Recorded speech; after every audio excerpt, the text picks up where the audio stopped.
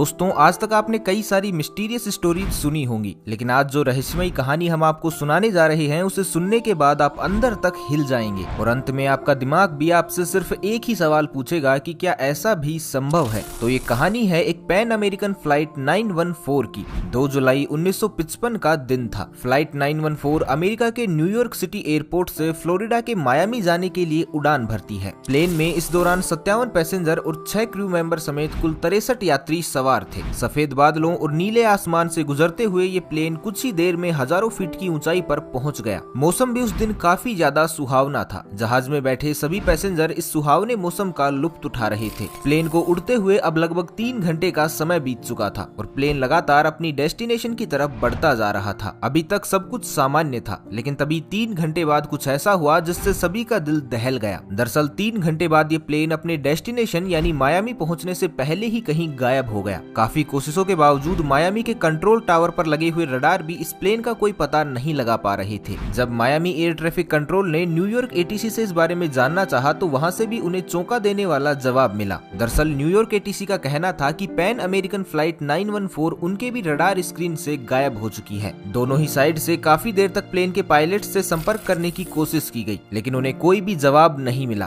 Plane का यूं अचानक से गायब हो जाना सभी के लिए एक बड़ी चिंता का विषय बन गया। काफी देर तक ढूंढने पर भी जब प्लेन का कोई पता नहीं चला तो अधिकारियों ने अनुमान लगाया कि शायद प्लेन कहीं क्रैश हो गया है। इसके बाद इन्वेस्टिगेशन टीम को इस प्लेन को ढूंढने के लिए भेजा गया। प्लेन न्यूयॉर्क और मायामी के बीच अटलांटिक ओशन के ऊपर से ही कहीं गायब हुआ था। ऐसे में कोस्ट गार्ड की एक टीम को भी इस काम में लगाया गया ताकि अगर क्रैश होने के बावजूद प्लेन का मलबा कहीं समुद्र में गिरा हो तो उसे ढूंढा जा सके। इसके लिए काफी दिनों तक सर्च ऑपरेशन भी चलाए गए, लेकिन अफसोस इन्वेस्टिगेशन टीम को ना तो प्लेन मिला और ना ही उसका मलबा। जब काफी दिनों तक प्लेन का कोई सुराग नहीं लगा तो अंत में सरकार ने ये कहते हुए अपना पल्ला झाड़ लिया कि पैन अमेरिकन फ्लाइट 914 क्रैश हो चुकी है। लेकिन सरकार की ये बात लोगों के गले नहीं उतर रही थी, क्योंकि ये प्लेन क्रैश हुआ है इस बात का कोई भी सबूत सरकार नहीं दे पाई थी। और अगर ये क्रैश हुआ भी था तो फिर इसका मलबा कहाँ था। इसके बाद इस केस की फाइल ठंडे बस्ते में चली गई। साल बीतते गए और दिन आया 9 सितंबर 1992 का, यानी इस प्लेन के गायब होने के ठीक 37 साल बाद। जगह थी वेनेजुएला का कैराकस एयरपोर्ट।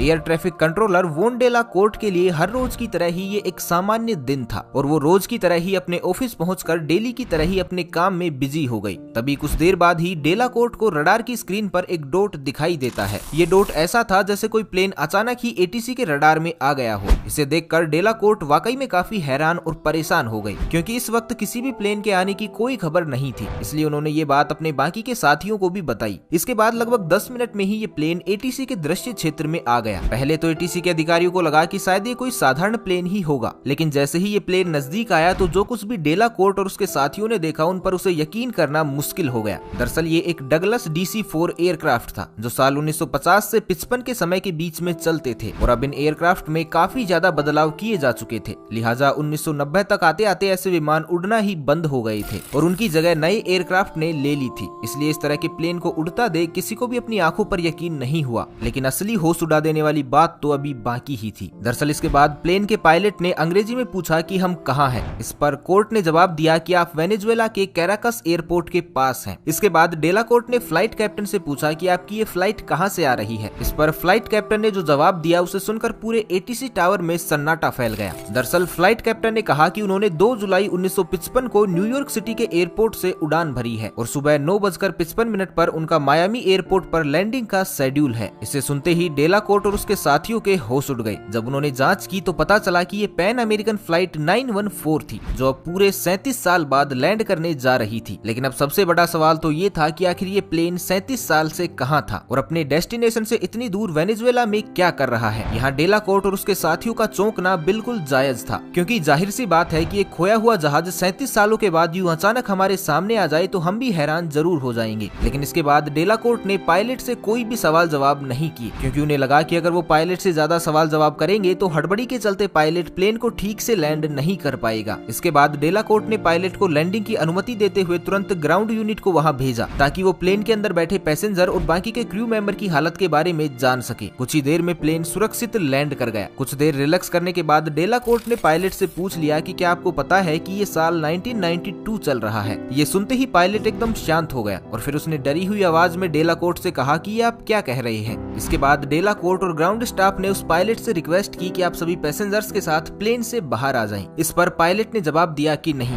दूर रहिए, अब हम यहाँ से जा रहे हैं, और वो तुरंत ही वहाँ से जाने लगे। लेकिन भागते वक्त पायलट के पॉकेट से एक कैलेंडर नीचे गिर गया जो साल 1955 का था। इसके बाद पायलट ने विमान का इंजन फिर से स्टार्ट कर दिया और बिना टेक ऑफ क्लियरेंस का वेट किए प्लेन को रनवे पर दौड़ाते हुए टेक ऑफ कर गया। टेक ऑफ करने के कुछ ही देर बाद ये प्लेन एक बार फिर से एटीसी के रडार से ठीक उसी तरह से गायब हो गया जैसे साल 1955 में हुआ था। ये देखते ही एटीसी को एक बार फिर से झटका लगा। उन्हें कुछ भी समझ में नहीं आ रहा था कि कैसे एक प्लेन 37 साल बाद आया और आने के कुछ ही देर बाद ये एक बार फिर से गायब हो गया, और एक बार फिर से ये कुछ इस तरह से गायब हुआ कि आज तक भी इसका कोई भी सुराग नहीं लग पाया है। आखिर ये प्लेन कहां से आया था और कहां चला गया? इस प्लेन का यूं रहस्यमयी तरीके से गायब हो जाना आज भी एक बड़ी चर्चा का विषय है। दोस्तों, अब इस रहस्यमयी घटना को जानने के बाद आपका दिमाग भी यही सोच सोच कर चकरा रहा होगा कि आखिर ऐसा कैसे संभव है। तो परेशान मत होइए, क्योंकि हम भी आपकी ही लिस्ट में शामिल हैं। हमें भी ये समझ ही नहीं आ रहा कि आखिर ये प्लेन 37 सालों तक कहां था, और अगर ये आसमान में भी कहीं उड़ रहा था तो 37 सालों तक उड़ने के लिए इसे फ्यूल कहां से मिला?